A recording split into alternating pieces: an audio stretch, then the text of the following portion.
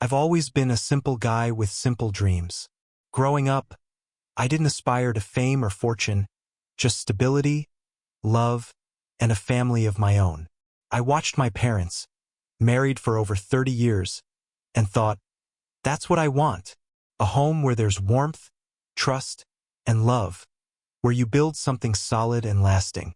I always imagined myself as a dad, coming home after a day of work to a loving wife, a house filled with the laughter of kids, and the comforting routine of family life. It was all I ever wanted. When I met Emily, it felt like those dreams were finally within reach. She was everything I'd ever wanted: beautiful, smart, driven. She was the kind of woman who could walk into a room and command everyone's attention without even trying. She had this charm that was hard to ignore, and I felt incredibly lucky to be the one she chose. At first, our relationship was nothing short of perfect. We'd go on long weekend trips, talk about our future, and she seemed as excited as I was to build a life together. We got married within a year of dating. Maybe that was fast, but when it feels right, you don't think about the timeline. You just go for it. I was convinced we were going to be the couple who made it, the kind that celebrated anniversaries and looked back fondly at the life we built together. We even had the big family conversations early on. I wanted kids, and Emily said she did too. We both had good jobs, me as a teacher and her working for the local government. On paper, everything lined up perfectly. We settled into married life, and soon enough our son was born. I remember the day he came into the world, and thinking, this is it. This is everything I've ever wanted. But what I didn't realize then was that cracks had already begun to form. Even before the diapers and sleepless nights, Emily had started changing, little by little, and I couldn't quite place it.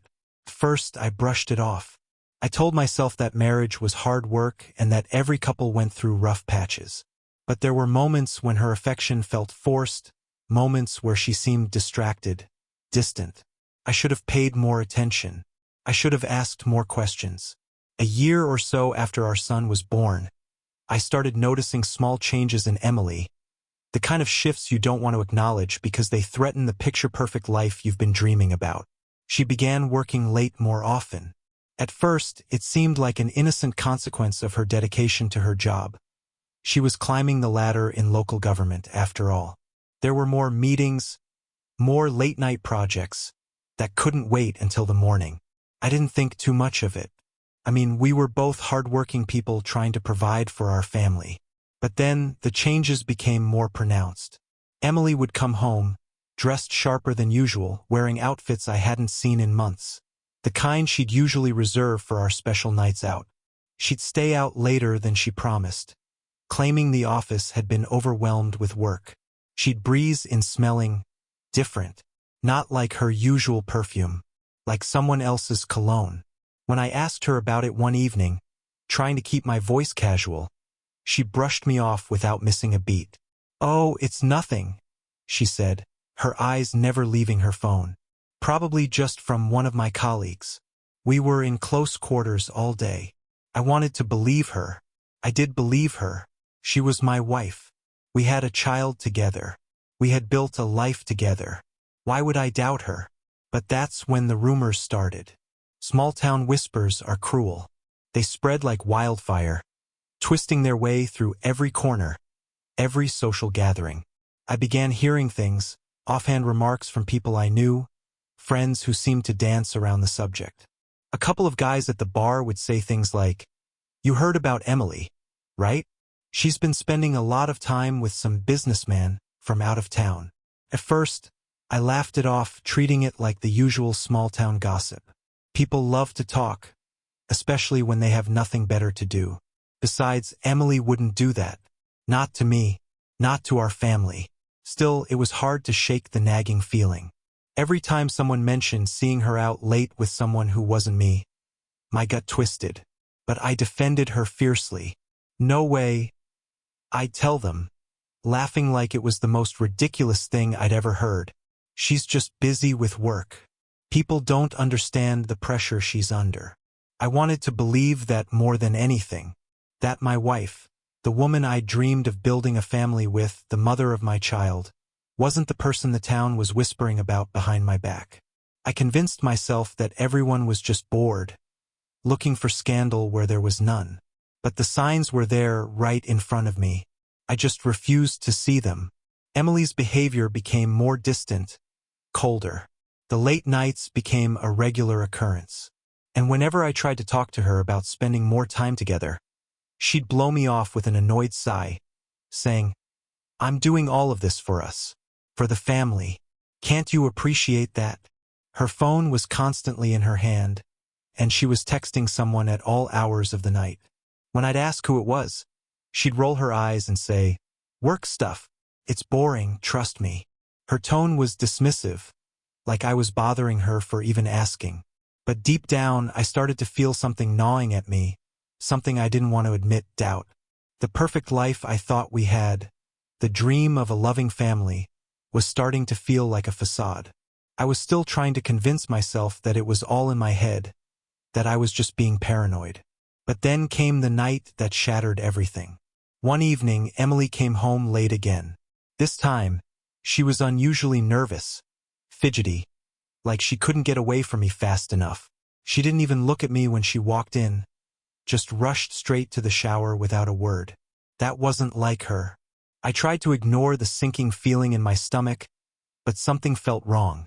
The next morning, while cleaning up the living room, I saw her work bag lying open on the couch. I wasn't planning on going through it. I'm not that kind of guy. But a crumpled receipt caught my eye. It was sticking out of one of the side pockets, just enough for me to see. I picked it up without thinking, curiosity getting the better of me. It was a receipt from a hotel. Not just any hotel, a fancy one across town. And it wasn't anywhere near her office. I stood there, holding that slip of paper, the world around me crashing in. The rumors, the late nights, the changes in her behavior, they all started to make sense. Standing there with that hotel receipt in my hand, my mind went blank. It felt like the ground had been ripped out from under me. My whole body went numb, and the world became a blur. I stared at the piece of paper, willing it to be something else. Anything else. I wanted it to be a mistake, a forgotten business trip I hadn't heard about, or maybe a dinner with clients that ended late. But the time on the receipt didn't lie, and the date matched one of those work nights she'd told me about just days ago.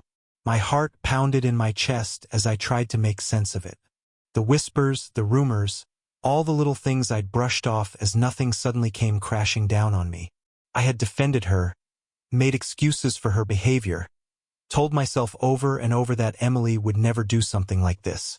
She was my wife, the mother of our child.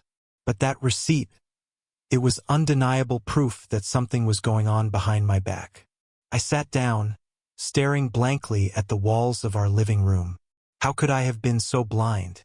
I'd been so caught up in holding on to the dream of our perfect family, so sure that she was working hard for us, for our future, that I didn't see what was happening right in front of me. The woman I loved was living a double life, and I had been too naive to notice. The rest of the day was a fog. I went through the motions, taking care of our son, keeping up appearances, but inside, I was unraveling. Emily came home that evening, her usual late-night routine now familiar. I watched her as she walked in, her phone clutched in her hand as usual, her eyes never meeting mine. She looked so calm, so indifferent, like nothing was wrong. It made me sick. For a moment, I thought about confronting her right there, shoving the receipt in her face and demanding an explanation. But I held back. I needed to know more. I needed to see just how deep this betrayal went before I accused her of anything. I wasn't going to let her brush this off as some misunderstanding or twist it around to make me seem like the bad guy for not trusting her. So I waited. That night, while she was asleep, I went through her phone. I know it was wrong, but at that point, I had no other choice. The guilt of invading her privacy was overshadowed by the need for the truth. And there it was. The truth laid bare in front of me. Messages. Dozens of them. From him, Mark. The name I had heard in those town whispers. The man I had been told was always hanging around her. She'd been meeting him for months. sneaking around while I stayed at home with our son, believing her lies about late-night meetings and work events. The messages were explicit, too, veiled in just enough suggestive language that it didn't take much imagination to figure out what they'd been doing together. I read through them, my stomach twisting with each word. She talked about how exciting it was, how much she looked forward to seeing him, how much better things felt when she was with him. And worst of all, she mentioned me. How clueless I was, how easy it was to keep up the charade, laughing at the fact that I hadn't caught on. That's when I lost it. I couldn't wait any longer. I stormed into the bedroom, yanked the covers off her, and threw her phone down on the bed. "Who the hell is Mark?" I shouted, my voice shaking with anger. Emily's eyes flew open, and for a split second, I saw it. The panic, the realization that she'd been caught. But then, just as quickly, her expression shifted into something else, something colder. She sat up, crossed her arms, and stared at me with an icy calm that sent chills down my spine. "What are you doing going through my phone?" she snapped. "Are you seriously spying on me now?" That's pathetic. Couldn't believe it. That was her response. Not shock, not remorse, not even an attempt to deny what I'd found. Just immediate anger at me for snooping, like I was the one in the wrong. "Don't turn this around on me," I yelled. "I found the messages, Emily. I found the hotel receipt. I know what you've been doing. How long has this been going on?" She stared at me for a moment, her face unreadable. Then she shrugged. "Does it matter?" she said, her voice dripping with disdain. "You've been so wrapped up in your own little world, you didn't even notice what was right in front of you. Maybe if you paid more attention to me, we wouldn't be having this conversation." Her words hit me like a punch to the gut. She wasn't even sorry. There was no regret, no guilt, no remorse. She was blaming me, saying that I was the reason she'd been sneaking around, that I had pushed her into the arms of another man because I wasn't enough for her. I stood there, stunned, as she got out of bed, grabbed her phone, and headed for the door. "Where are you going?" I asked, my voice barely above a whisper. She turned to me, her eyes cold. "Out. You're not the only one who needs some space." And just like that, she walked out, leaving me standing there in the wreckage of everything I thought I knew about our marriage. After she walked out that night, I sat in the quiet of our bedroom, replaying every word she said, every dismissive look, every callous gesture. Felt surreal, like some twisted nightmare I couldn't wake up from. The Emily I knew, the one I fell in love with, the one I dreamed of building a life with was gone, replaced by this cold, unfeeling stranger. I tried to make sense of it, but there was no making sense of what she'd done. I barely slept. Every time I closed my eyes, I saw the texts between her and Mark, the secret life she'd been living right under my nose. And the worst part? The way she blamed me for it, like it was somehow my fault she'd decided to have an affair. I kept hearing her voice, dripping with contempt. "Maybe if you paid more attention to me." The next few days were brutal. Emily stayed out late again the following night and the night after that, coming home only when she felt like it, barely acknowledging me. She didn't even try to talk about what had happened. No apology, no explanation.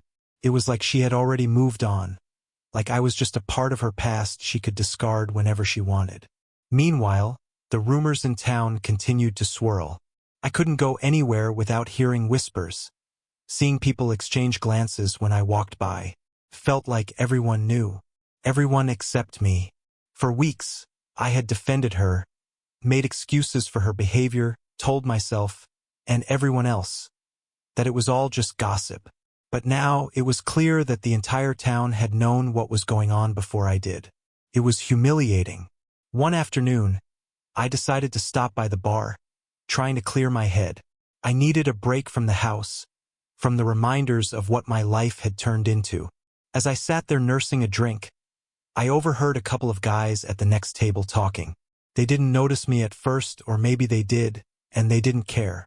"Yeah, I saw her with him last weekend," one of them said, laughing. They weren't exactly keeping it low-key. Hard to believe her husband still hasn't figured it out. Guess he's too trusting, the other replied with a smirk. Or too dumb. The blood rushed to my face. I clenched my fists under the table, but I didn't say anything. What could I say? They were right. I had been too trusting. I had been blind. I left the bar before they could notice me, feeling sick to my stomach. That evening, Emily came home late again. This time, I was ready. I had decided enough was enough. I wasn't going to keep pretending that everything was fine, that this was something we could just move past. I waited for her in the living room, sitting in the dark, my mind racing with 1,000 different thoughts, all of them fueled by anger, betrayal, and a need for answers. She walked in, her phone in her hand as usual, barely looking up.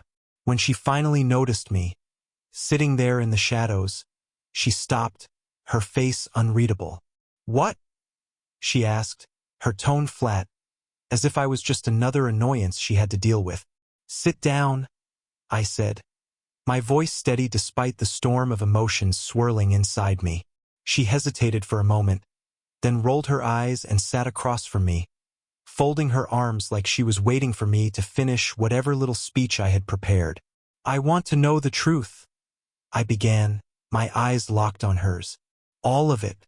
How long has this been going on with Mark?" She didn't flinch, didn't look away. Instead, she shrugged, as if the question barely registered with her.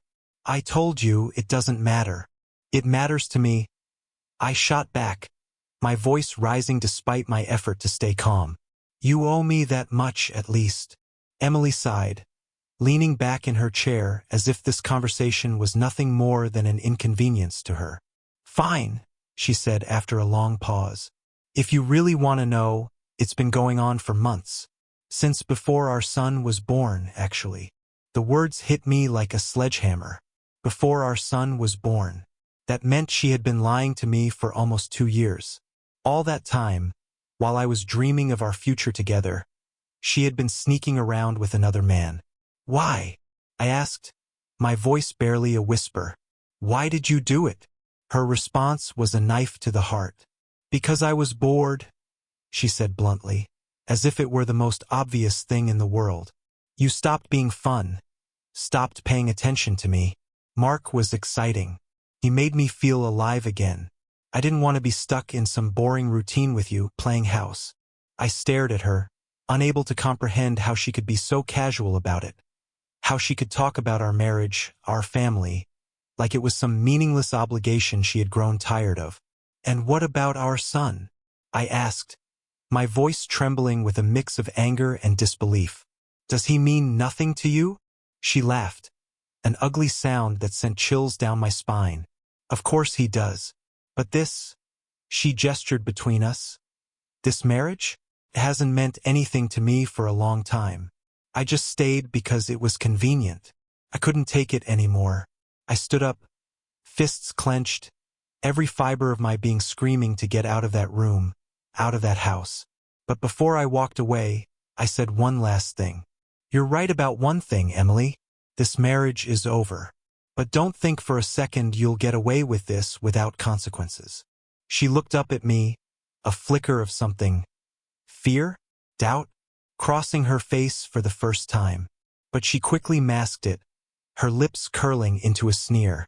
"We'll see about that." And with that, I walked out, slamming the door behind me. When I walked out that night, my mind was a storm of emotions. Anger, betrayal, humiliation, they all swirled together, mixing with something darker. It wasn't enough just to leave her. No, after everything she'd done, after the way she looked at me, laughed at me, I needed her to feel the pain she had caused me. She couldn't just walk away from this unscathed. I had been nothing but loyal, dedicated to our family, and she had thrown it all away like it was nothing. She had to pay for that. I didn't go far that night, couldn't leave our son. He was still asleep upstairs, blissfully unaware of the hell his parents were going through. So I went into the guest room, sat on the edge of the bed, and started thinking about what my next move would be. Emily thought she had me beat, that I'd just roll over and accept whatever pathetic scraps of dignity she decided to leave me. But she underestimated me. I wasn't going to let her walk away from this affair like some victorious queen. I'd make sure her little world came crashing down around her, just like she'd done to mine. The more I thought about it, the clearer my plan became. Emily had made one huge mistake. She had mixed her professional life with her affair. She was using her connections in the local government to help Mark's business. I hadn't been paying attention to it before, but now I saw everything. It was all so obvious. The late-night meetings weren't just about sneaking around for secret hookups. They were also about cutting corners, making deals, and helping Mark's company profit through shady backdoor agreements. And I knew just how to bring that all to light. Over the next few days, I played it cool. I didn't mention the divorce again, and I didn't press her about Mark. I wanted Emily to think I had given up, that I was defeated. She didn't question it much. I guess she believed she had truly broken me. But behind the scenes, I was gathering everything I needed. I started reaching out to people I knew, old friends of mine who worked in local government. They owed me favors, and it wasn't hard to get them to help. I asked around about Emily's connections, and soon enough, I had everything I needed. I learned about some under-the-table deals where she'd been pushing contracts toward Mark's business in exchange for, well, we all knew what the exchange was. It was illegal, plain and simple, and I was about to expose it. But I needed to be smart. If I went straight to the authorities, Emily might find a way to spin it in her favor. She was good at manipulating people. She'd been doing it to me for years. No, I needed something bigger, something that would destroy both her career and Mark's at the same time, without leaving any room for doubt. And I had just the right plan to make it happen. The moment came sooner than I expected. Emily had been acting even more dismissive than usual, like she was just counting the days until she could officially walk away from our marriage. She hadn't filed for divorce yet, probably because she assumed I wouldn't have the guts to do it myself. She was wrong. One evening, she came home late again as usual. I was in the kitchen, preparing dinner for our son when she walked in, looking smug as ever. I decided that was the night. It was time to set my plan in motion. "Emily, we need to talk," I said, keeping my tone calm. She looked at me like I was an annoying fly buzzing in her ear, but she nodded and followed me into the living room. I could see it in her eyes. She thought this was going to be another pathetic attempt on my part to patch things up, or maybe she assumed I was about to beg her to stop seeing Mark. But I didn't do any of that. "I know about everything," I said, pulling out a folder I'd prepared earlier. Inside were copies of emails, contracts, and records I'd gathered, everything linking her to the illegal dealings with Mark's business. Her face paled as I placed it in front of her. "What the hell is this?" she asked, her voice shaking slightly for the first time. "This," I said, pointing to the documents, "is the end of your career." And "You think you can just cheat on me, destroy our family, and get away with it? Think again." She flipped through the papers, her hands trembling as she realized what she was holding. I had her trapped. There was no way out of this, no way to twist the narrative in her favor. The evidence was solid. She'd helped Mark cut illegal deals through her position in local government, and now I had proof of every single one. "You can't do this," she stammered, trying to regain her composure. "If this gets out, I'll lose everything." I smiled coldly. That's the point. For the first time since this whole thing began, I saw real fear in her eyes. She wasn't invincible after all. The confident, smug woman who had walked all over me for months was gone, replaced by someone who realized the consequences of her actions were catching up to her. She opened her mouth to say something, probably to beg, but I cut her off. "You have two options," I said, leaning back in my chair. "Either you agree to an immediate divorce, no contest, no arguments, and I get full custody of our son, or I take this to the authorities, and you lose your job, your reputation, and maybe even your freedom." Emily stared at me, her eyes wide with shock. She wasn't used to me taking control like this. For too long, I'd let her push me around, let her make me feel like I was the one who wasn't enough. But now I had the upper hand, and I wasn't about to let her walk away without paying for what she'd done. "You can't be serious," she whispered, her voice cracking.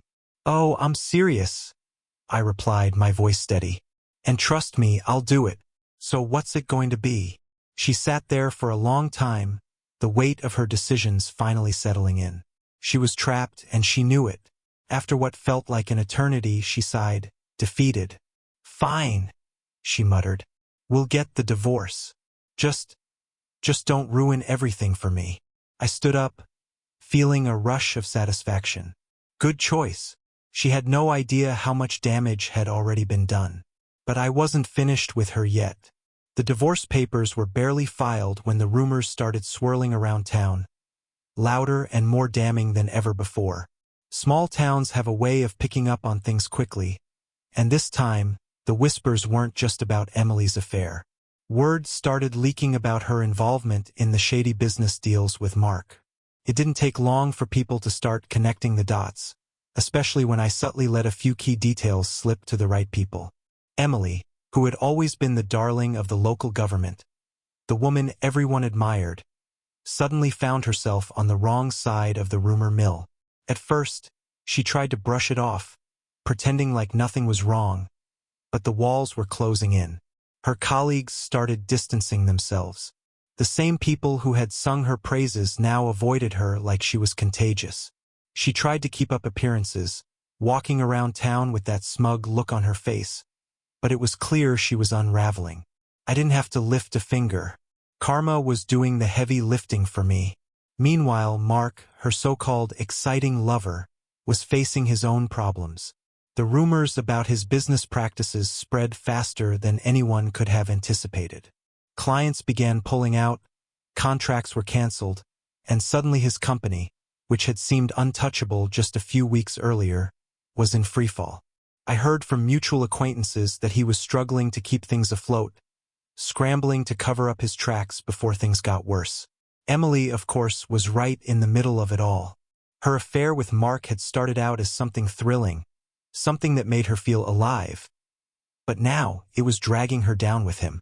She tried reaching out to me a couple of times, I guess in some desperate attempt to salvage what was left of her life.